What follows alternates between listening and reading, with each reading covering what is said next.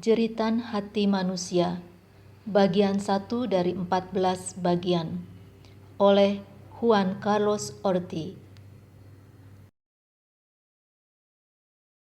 Kerangka acuan Allah jauh lebih besar daripada kerangka acuan saya.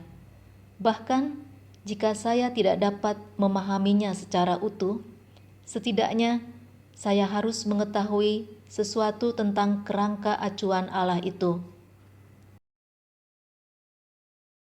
Kerajaan Allah adalah seluruh alam semesta.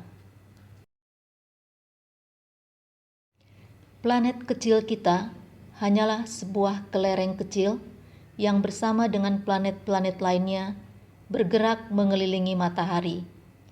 Tata surya adalah sebuah keluarga planet dengan matahari sebagai ayahnya.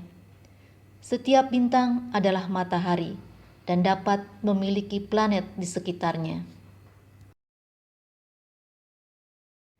Ada jutaan dan jutaan matahari di galaksi tempat kita berada, Bima Sakti.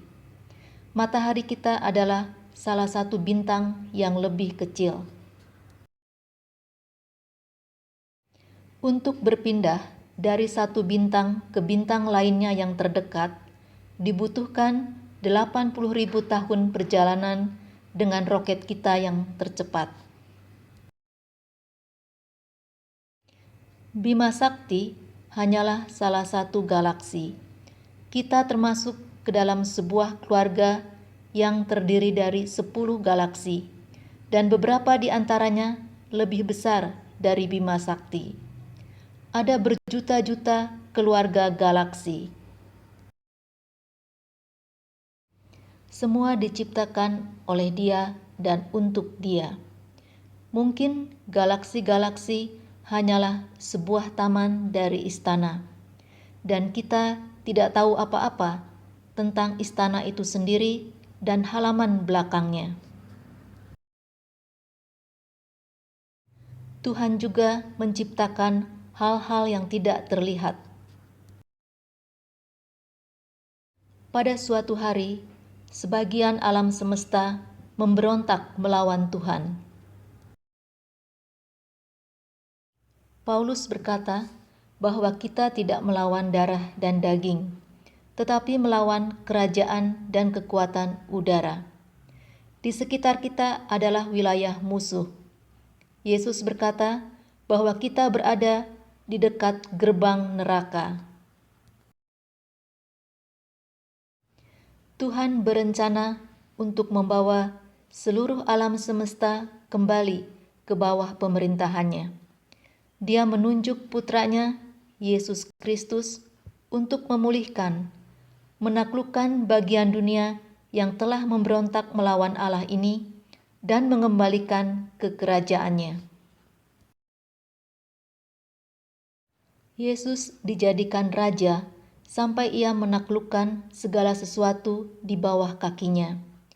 Kemudian ketika semuanya berada di bawah kendalinya, dia akan menyerahkan kerajaan kepada Bapa, dan Bapa akan menjadi segalanya.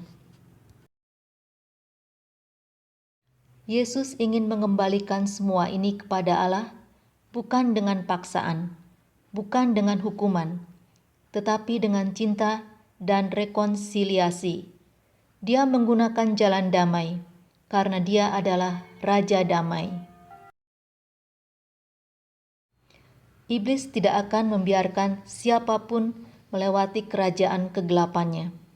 Dia bisa menggunakan semua mafia yang ada dan semua hal rahasia yang tidak kita ketahui untuk menaklukkan dunia dan mempersiapkan Antikristus.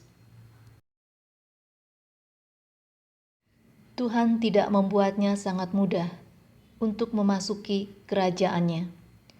Untuk menjadi bagian dari kerajaannya, Anda harus dilahirkan di kerajaan itu.